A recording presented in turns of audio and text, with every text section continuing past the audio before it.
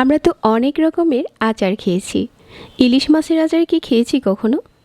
যারা এখনও ইলিশ মাছের আচার খাননি, আজকের রেসিপি দেখে বানিয়ে নিতে পারেন।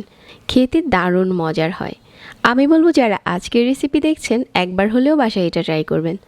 যারা খেয়েছেন তারা এটার টেস্ট জানেন। আজকে ইলিশ মাছের আচার বানানোর জন্য প্রথমে একটা বাটিতে নিয়ে নিয়েছি 1 টেবিল চামচ সাদা সরিষা আর 2টা কাঁচামরিচ। এটা একসাথে বেটে নিয়েছি। বেটে নেওয়ার পর এখানে 4 টুকরো নিয়েছি ইলিশ মাছ। তারপর এই মাছের এই টুকরোগুলো ছোট টুকরো করে কেটে নিচ্ছি। মাছটা আমি আগে থেকে পরিষ্কার করে ধুয়ে টিস্যু দিয়ে মুছে নিয়েছিলাম। এখন আচারের জন্য এই মাছগুলোকে ছোট টুকরো করে নিচ্ছি। মাছের টুকরোগুলো যতটা সম্ভব ছোট করতেই চেষ্টা করবেন। সবগুলো মাছ এরকম টুকরো করা হয়ে গেছে। এখন আবারও প্লেটে নিয়ে নিচ্ছি। তারপর এখানে হাফ চা চামচ হলুদের গুঁড়া আর পরিমাণ মতো লবণ দিয়ে মাছটা মাখিয়ে নিচ্ছি। হলুদ লবণের সাথে মাছটা যখন মাখা হয়ে গেছে, তারপর এই মাছটা আমরা ফ্রাই করে নেব। এখন চুলায় একটা প্যান বসিয়ে হাফ কাপ নিয়ে নিচ্ছি সরিষার তেল।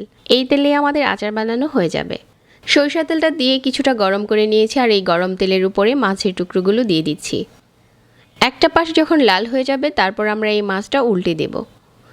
মাছটা ভালো করে অল্প আঁচে ভেজে মোচমোচে করে লাল করতে হবে। এখন একটা পাশ এরকম লাল হয়ে গেছে, এখন উল্টে দিচ্ছি। একইভাবে ওই পাশটাকে ওরকম লাল করে ভেজে নেব। এই ভাজার কাজটা একটু সময় নিয়ে করলে আপনার আচারের টেস্ট অনেক ভালো আসবে। এখানে মাছটা একটু মোচমোচে করেই ভাজতে হবে। আপনি চাইলে মাছটা একটু হালকা ভেজে কাটা বেছে নিতে পারেন। আমি আজকের আচারটা কাটা না বেছেই বানিয়ে নিচ্ছি। মাছটা যখন ভাজা হয়ে গেছে, প্যান থেকে উঠিয়ে নিয়ে এখানে হাফ চা চামচ দিয়ে দিচ্ছি 5 ফোড়ন আর দিয়ে দিচ্ছি 3টার মতো শুকনা মরিচ আর 2টা বড় সাইজের রসুনের কুয়ো। এগুলো কিছুক্ষণ ভেজে নেওয়ার পর এখানে 1 চা চামচ আদা রসুন বাটা আর যে সরিষাটা আমরা আগে থেকে বেটে রেখেছিলাম ওটা দিয়ে দিচ্ছি। সরিষা বাটা দেওয়ার পর নেড়েচেড়ে মিশিয়ে নিচ্ছি। তারপর এখানে একটা বড় সাইজের পেঁয়াজ কুচি দিয়ে দিচ্ছি।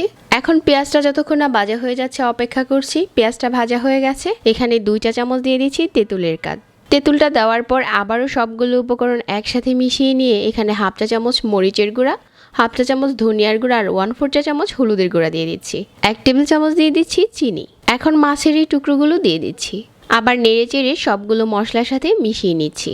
আপনি যদি চান এখানে আরও একটু সরিষার তেল দিয়ে দিতে পারেন। তেলের নিচে আচারটা ডুবে থাকলে বছর জুড়ে ভালো থাকবে।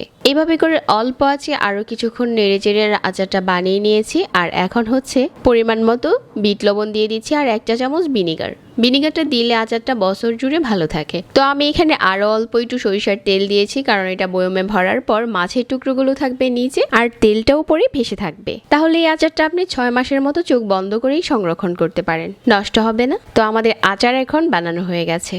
ঠান্ডা করে একটা পরিষ্কার বয়মে ভরার পালা। আশা করছি আজকের এই সহজ আচারের রেসিপিও সবার কাছে ভালো লেগেছে। সবাইকে আবারও ধন্যবাদ জানাচ্ছি আর আজকে এখানেই বিদায় নিচ্ছি। আল্লাহ হাফিজ।